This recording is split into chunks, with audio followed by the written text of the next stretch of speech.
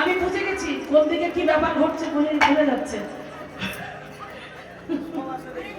এটা সব জায়গায়, ওইটা কি শুধু এখানে নয় মাইনা, এটা সব জায়গায়। মানে ওই গোপাল গোবিন্দটা কোনো রকম চৈতন্য গিয়ে তারপরে আটকে যাবে, চৈতন্য গিয়ে আটকে যাবে, তারপর আর হবে না, তখন একটু বলে বলে করে সারবে। কিন্তু যারা জানেন তাদের চরণে শতকোটি প্রণাম, যারা জানেন না গানটা অবশ্যই প্রত্যেকে, এখন তো ফোনের যুগ, ফোন কত সুবিধা করে দিয়ে গুগলে সার্চ করলে চলে আসবে, মুখস্থ করুন। আমরা হিন্দু সনাতন ধর্মের মানুষ, এগুলো মুখস্থ করা আমাদের খুব ইম্পর্টেন্ট, খুব দরকার। আমরা নারী জাতি, আমরা মা, মায়েরা যদি এগুলো না মুখস্থ করতে পারি সন্তানদেরকে শেখাবে কারা? শুধু ইংলিশ মিডিয়ামে পড়াশোনা শেখালে হয়তো শিক্ষিত হবে, মানুষ তৈরি হবে না। ইংলিশ মিডিয়ামে শিক্ষিত হয়ে অনেক ছেলেই তো শিক্ষিত হলো, ডাক্তার হলো, ব্যারিস্টার হলো, উকিল হলো, তবে কেন এত বৃদ্ধাশ্রম বাড়ছে?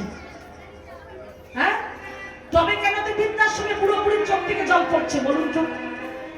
শুধু ইংলিশ মিডিয়ামে পড়াশোনা শিখলে মানুষ হবে না।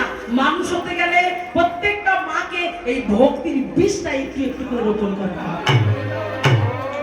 প্রত্যেকটা মায়ের একটা কর্তব্য।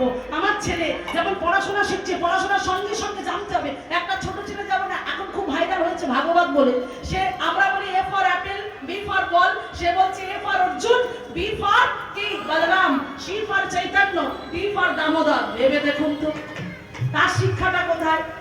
কারণ সে গর্ভে থাকাকালীন তার মা গীতার 700 শ্লোক মুখস্থ করে ফেলেছিল। বুঝতে পারছেন?